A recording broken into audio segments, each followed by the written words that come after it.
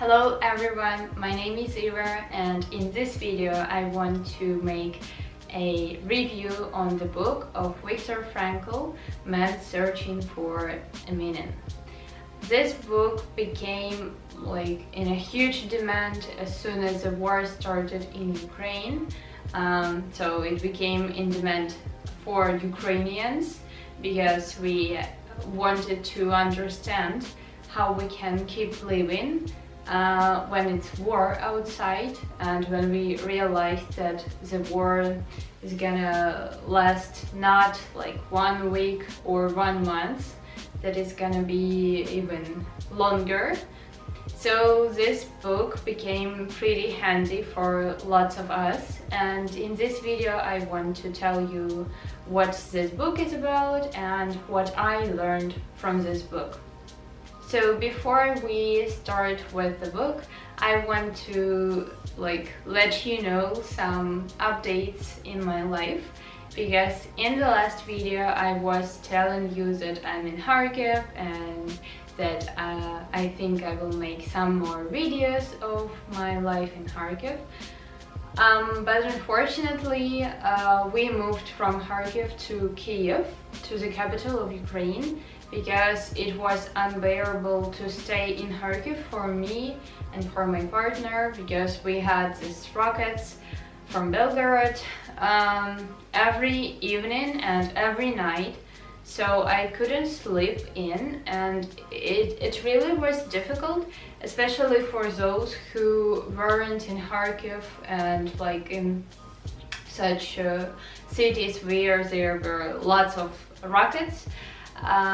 So that's why we decided to move earlier than we expected to stay in Kharkiv. So yeah, right now I'm in Kiev, and I don't know where I will be in the next month. So yeah, this book really helped me to at least cope with such situations easier. So let's start talking about the book. So the author of the book is a Jewish psychiatrist who lived in Vienna when there was World War II.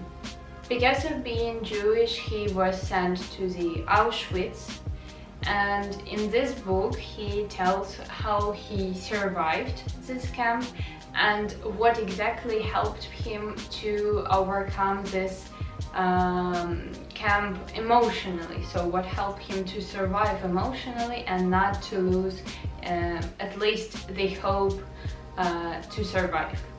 The book is divided into 2 parts. The first part of the book is devoted to his life in the camp, where he shared all those details of those terrifying acts that German fascists did to Jewish people. And even in this part, Viktor started sharing his thoughts and ideas, and I think his philosophy of how to overcome all those challenges. And the main part the main idea of the book is discovered straight from the first part of the book. People in prison were divided into 2 parts. The one part was the people who were who lost their meaning of life, the hope to survive. So they were emotionally exhausted from everything, and they didn't have any hope, anything. While the other part of the prisoners, and where Viktor himself was, they had everything. They had meaning for their life. They understood what for they were having these challenges, and they knew that they have something to live for and to survive for, and they had this hope and everything. But at the same time, it's really interesting that Viktor Frankl shared such an important thing that is still actual for all Ukrainians, is that like I didn't hope that all of this will end soon, and at the same time I didn't think that this will last for like a long time. I just kept living, even with all those circumstances. And I think that this is what we really just started realizing and doing now. I mean, Ukrainians. Like, we are trying to keep living. And for now we don't like discuss the end of the war and when it will end and how soon it will end. We just discuss how to cope with this right now and how to keep living, and how not to forget about the war. But I think that for Ukrainians it's really hard to forget about the war with all those rockets. But so this stuff is really valuable, and when the war started, this quote of Viktor Frankl was everywhere in our like informational space. So really insightful.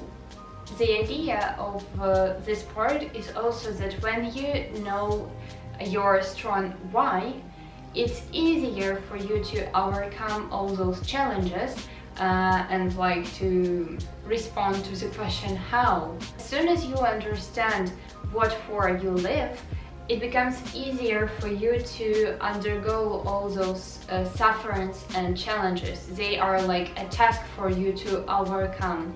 And even in other life situations, like not war, not pandemic or some like such worldwide problems, when you just have anxiety or you're depressed or you're bored with your life, you can always reflect on such things like what's your passion, what's your meaning of life, what do you want to do, and so on and so on. So like such endless but huge topics to think about.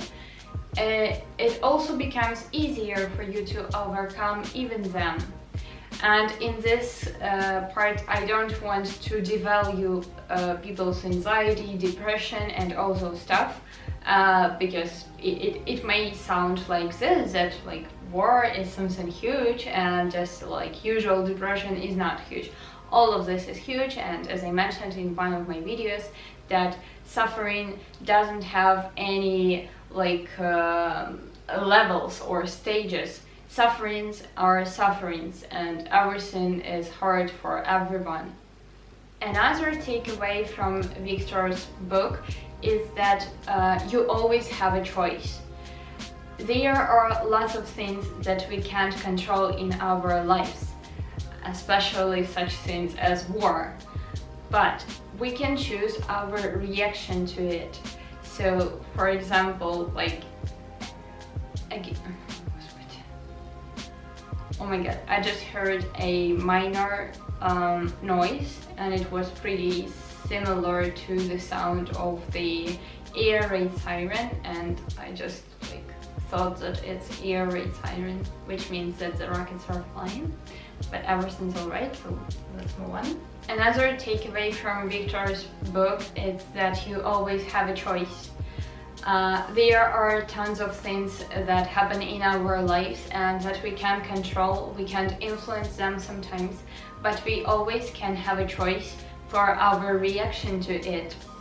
And I think it's also one like insightful idea that you can at least control your reaction to the situations, and by doing so you can change your attitude to it.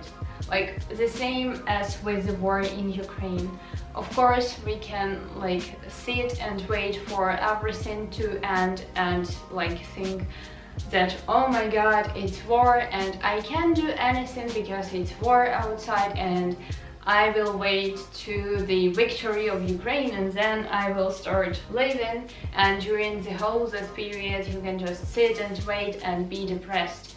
But like of course it's a choice, but you can also do it in the other way. Right now, when we have this possibility in some of the cities to do something, to do something that will bring us to our meaning of life, we can do it, and it's our choice. Yes, it is war, and yes, at the same time life is going on, and we can like have this choice to do something. And the same like with the help. Yes, we can't finish the war like just I am, and I can't finish the war by myself, but I can help to our army to finish the war by donating, by reminding everyone that the war is still going on, and like some other ways how to help. And it's the same, I just changed my choice and my attitude, and it's like it's absolutely different emotions and absolutely different feelings of everything what's going on.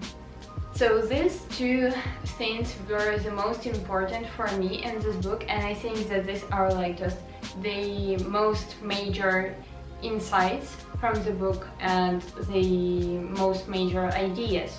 However, there are also some thought-provoking statements, and there are like a bunch of them.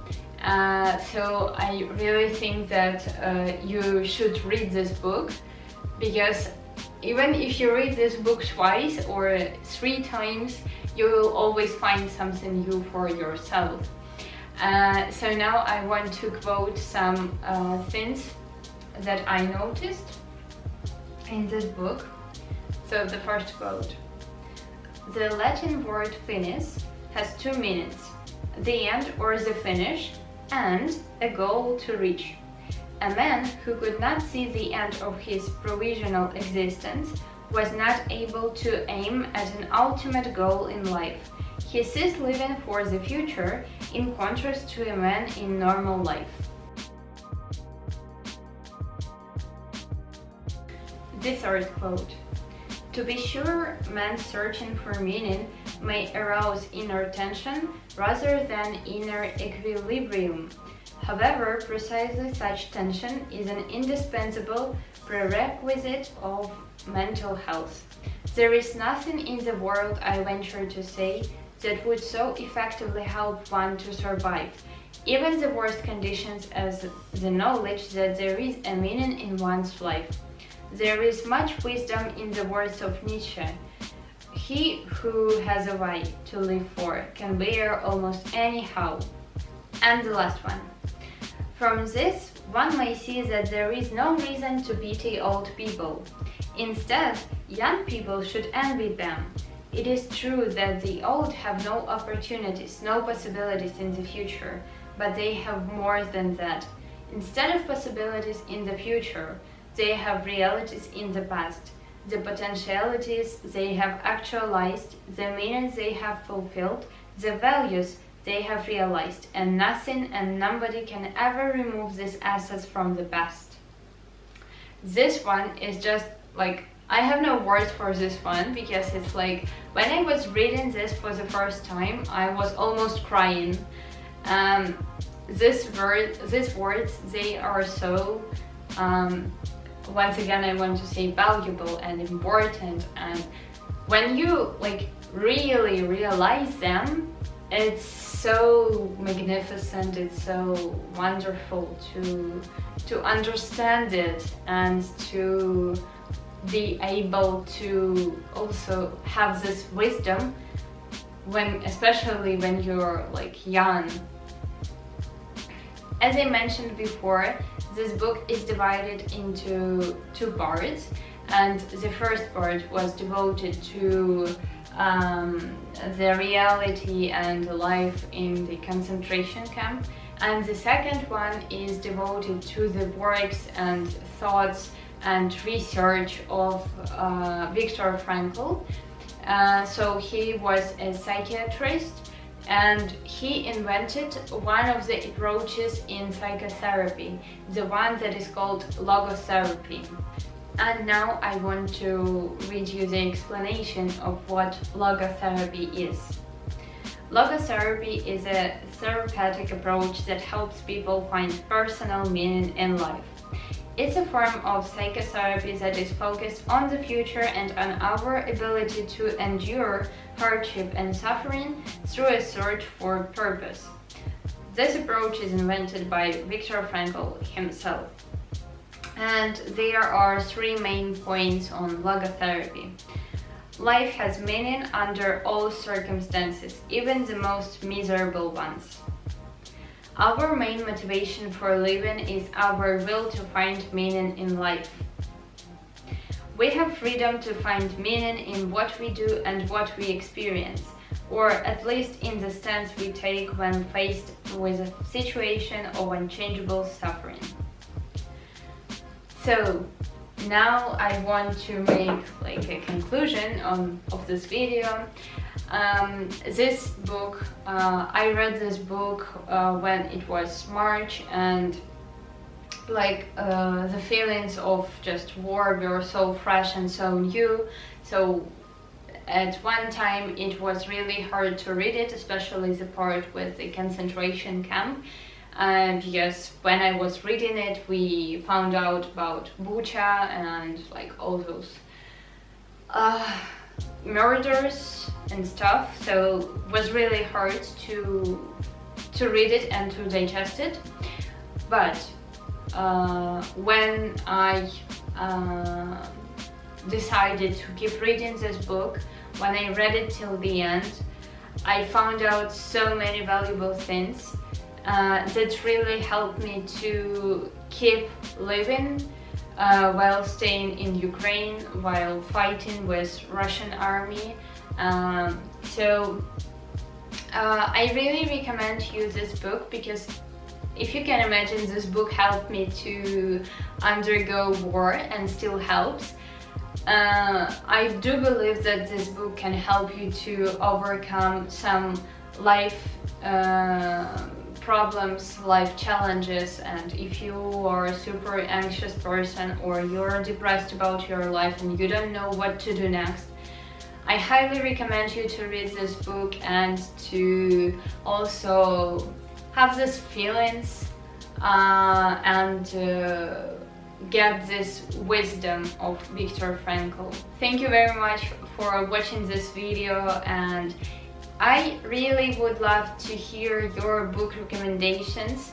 Currently I'm reading a fiction book, not fiction book but novel book. So I hope that soon I will make a new video on recommendations of the books. If you have something interesting to share with me and with my followers, please leave a comment with book recommendations. Don't forget to hit the subscribe button and to like this video.